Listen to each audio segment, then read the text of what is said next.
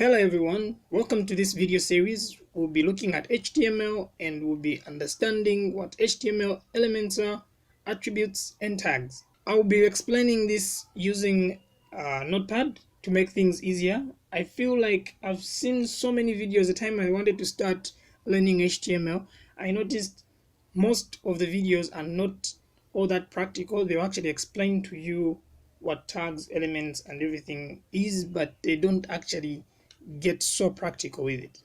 So HTML elements are the building blocks of a web page. Mostly you find many HTML tags have corresponding tags. So you will notice there's an opening and a closing tag. This mainly looks like this. So you write this HTML, then you write that, and then you open, and the closing tag always looks like this. So you close it with a backslash and then HTML, and then you close it like that. So in between these is where everything is going to be happening from.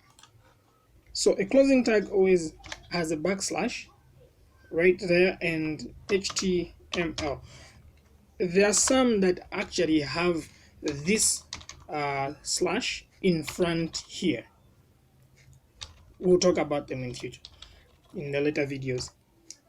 So most of the stuff usually happens in between here. So after this, mainly we usually go for the heading. So the head is where it holds most of the information of what your web page actually has. I'll close like this. So I'll write head, and we also have a body. So in the body is where you find most of the stuff that you actually write show up on the screen in the web browser. So let's write body here. As you've seen, I forgot to put the closing. For us to see something with this, we have to put something. Say we want to put a paragraph or words, or let's put a title.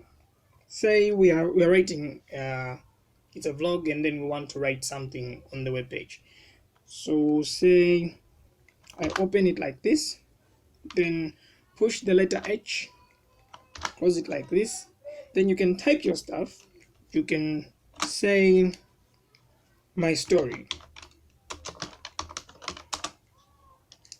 Let me just put a capital S here, open it like that, then H, oops, forgot, close it, and we have that.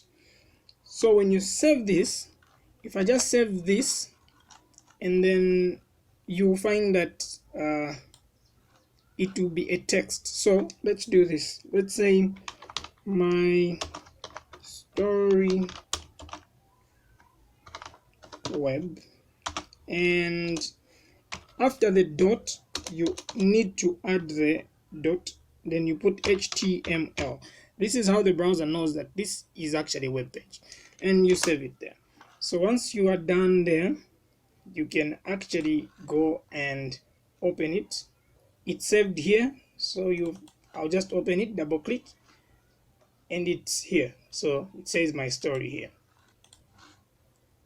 Say I don't like the size of this. What you can do is you come here and just add. So you can actually add numbers. You can say H1, H2, but they are in descending order. So if I put H1, the file or the size of the text will actually be very big. Save. Then I come here and refresh it. The text will be very big compared to if I come here and say they only go up to 6, mind you. So if I put 6 here after the H, I save this and I come here and refresh, it will be very small here. Okay, so I want this to be my title, so I'll put this as 1 and refresh. Oh, I did not save. So save and refresh. So I have that, and so that's my title. And then I want to make a paragraph of the text, so I'll open like this, put P in there, close it, and open like this, \P, and close it. So in between here is where I can put my text. So I can write whatever I want, say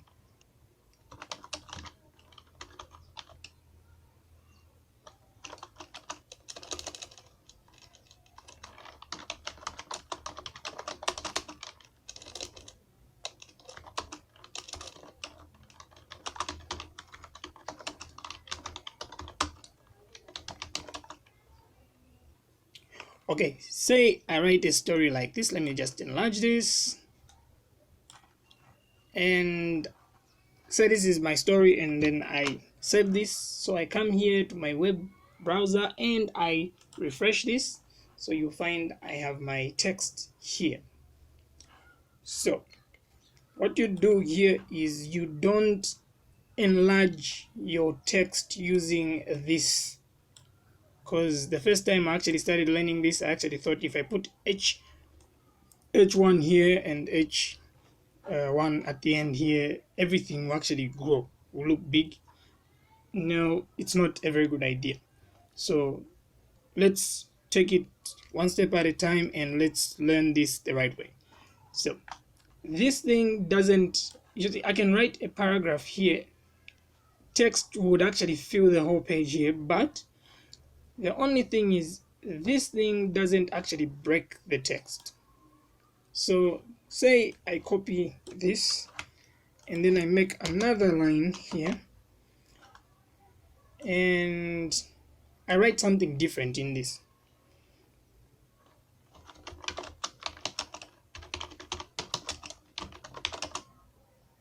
And I save this.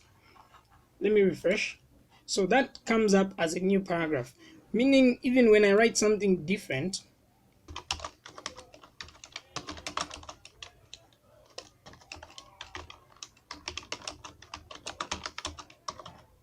so if I write something like this and then I save it and I refresh, see, it still comes up as a new paragraph. So keep in mind, when you use this P, it means it's going to create a new paragraph. But there's something that we can use to break off. Say you want this text to break from here, and then it starts off as a new sentence from there. There's a full stop here. So what you can do is here you can add this BR, open, and you close it like that, save and refresh. All right, so it breaks off the text. So this is the way you can be breaking off your text in case you're writing a paragraph, you're making a story or whatever it is. So in case I remove all these, so I remove these P's around here and I say save, let me just add these full stops at the end, save, and then I refresh, it becomes one thing here.